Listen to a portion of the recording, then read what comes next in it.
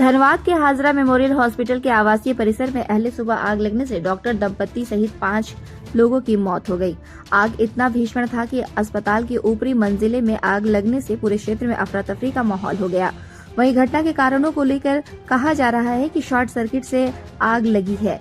इधर डॉक्टर दंपति समेत 5 की मौत हो गई, 2 गंभीर बताए जा रहे हैं। घटना के बाद दमकल की 5 गाड़ी मौके पर पहुंची और आग पर काबू पाया।